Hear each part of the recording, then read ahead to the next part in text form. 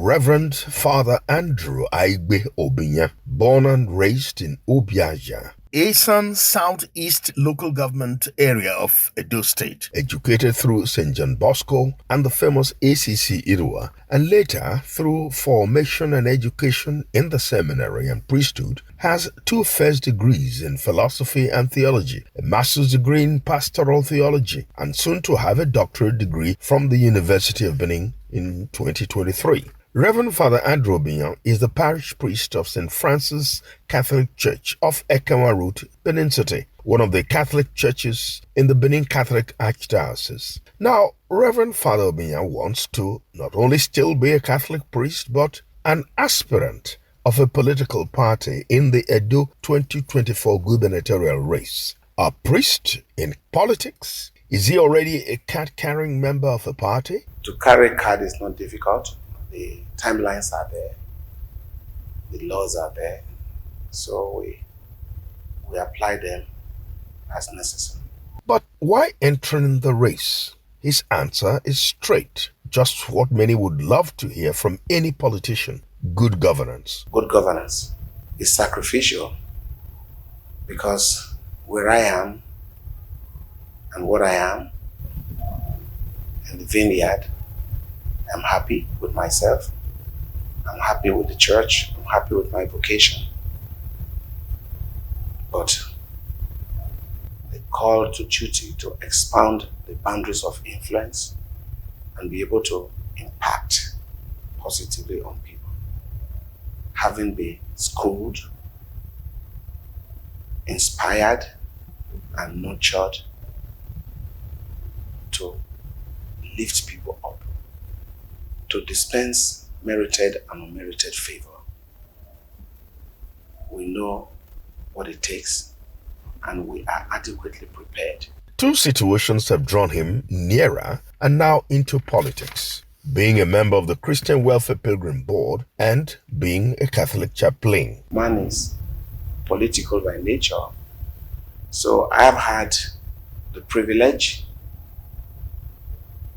to work with governments and politicians.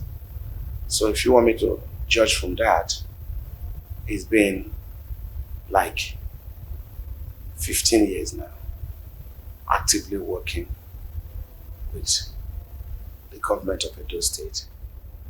And in the process, I was chairman of the Pilgrims Board, where I worked with politicians for 6 years.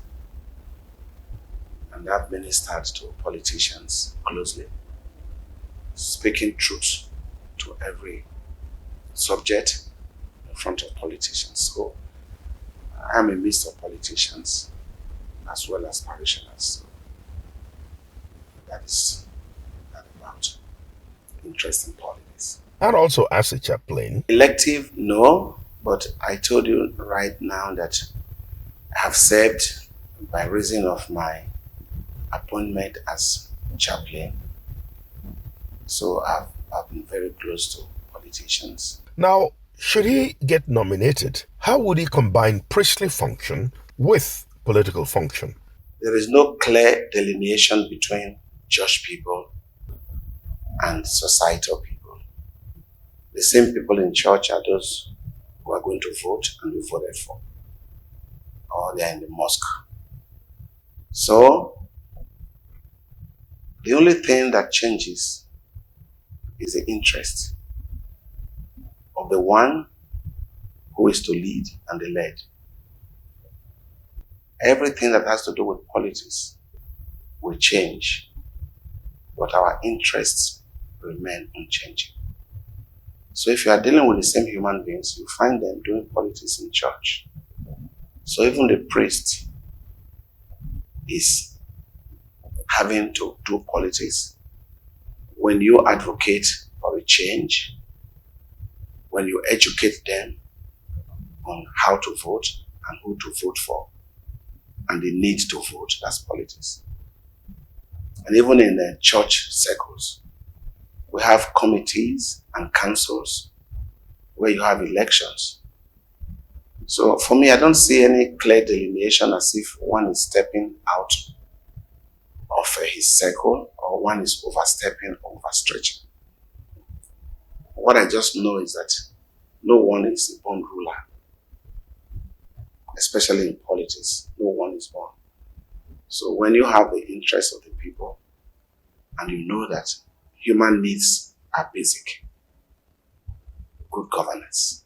Should he, Reverend Father Andrew Aigbe Obiyan, emerge, what would be his priorities? He's clear in his mind: infrastructure, poverty elimination, unemployment, and industrialization. The priorities are very clear. First of all, you see that we need, first and foremost, to be able to move around and be secure. In those areas, a lot could be done. Not just fixing the roads, but also doing so much in infrastructure and poverty alleviation, employment and industrialization. He sees the urge to serve as a passion, and as he says, we cannot expect angels to do the job of getting governance right. Hence, he says, we are all in it together. We are all in it together. And if we're in it together, we cannot together lead the people. There must be a leader. So the challenge falls on one person at a given time to lead. So that makes it an individual thing, that one person must step forward. We are not going to call on angels to do it for us. The greatest room, they say, is the room for improvement. I believe that we can grow, we can recover. There's economic recovery. Will not always be like this. If we put the right persons at the right time, and then they bring in the right persons to work with them. But how come he saw himself dragged and egged on into politics? He says it's the people around him urging him to. The people around you are your mirror. So I see myself in the people, speaking and urging me. And then the impact we have made by the grace of God in the vineyard. And then clear thinking, vision. I think deep within me, and I'm fully persuaded that I am equipped and ready. There are obvious challenges in the country today in the economy. How will you revive a dough economy? I humble self, skilled in outsourcing funds. Most churches are not independent when it comes to raising funds. They reach out to people. So we are skilled in it. How to manage and how to source for. We can do it. And if you borrow legitimately to revive an industry, and you have about 6,000-7,000 youths working there, these men, money, once money gets to your hand, the next thing you are looking for is how to spend it and where to spend it. So they are going to pay tax. They are going to patronize government schools. They are going to pay for power. So it's redistribution of funds. And the economy will be recovering before you know it. And when the people are happy, they are ready to pay their taxes without looking back. The government has invested in you. You are happy and willing to invest in government. So somehow, as I said, the funds will come. This is not the first time a Catholic priest would enter the foray of Nigerian politics. Not too many persons would recall that there was a Reverend Father Adasu who was governor under the SDP in Benue State some near 30 years ago. Currently, Reverend Father Alia is the governor, again in Benue State under the APC. So it may be that Reverend Father Andrew Aigbe Obiyan could make it in Edo. So what words would he have in urging people to support his vision? Instead of causing darkness, light a candle. And if you light a candle, we are all citizens of the state. People will be happy, regardless of where I'm coming from. I think what is most important is the vision, the willingness, the readiness, to be able to impact. I told you that the same persons you find in church, they expect the church to do everything for them. But the church cannot provide water to everyone. We can't provide transportation. We can't employ everybody. So when they struggle, they come into the church, we encourage them. So if we are able to encourage them, we are able to support them when they're in need. We minister to them when they are sick in hospital. We go to them in hospitals. Not to score any cheap political point, but because of fraternal love. They are doing a burial. We are there in the mortuary to anoint. We escort them to their final resting places. We minister to the aged who are homebound. So we go out to the people in their low points, in their darkest hours in life. So we are inside of the people. We are with the people. We feel the pulse of the people. Sometimes we smell like the people. We feel what they feel. So I think in natural sense, somebody who is pastorally groomed and trained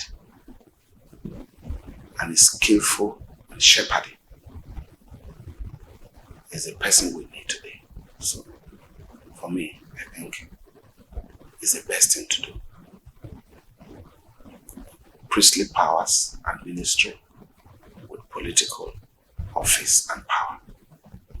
You stand at the highest pinnacle to deliver good governance. Good words from Reverend Father Andrew Obiyan as he seeks to get into Edo politics, aspiring to be a governor. Nothing is impossible. The main moot point is if Edo people are dissatisfied with the politicians they have always seen. Is a Catholic priest their vision of a solution? Time will tell, and not for long.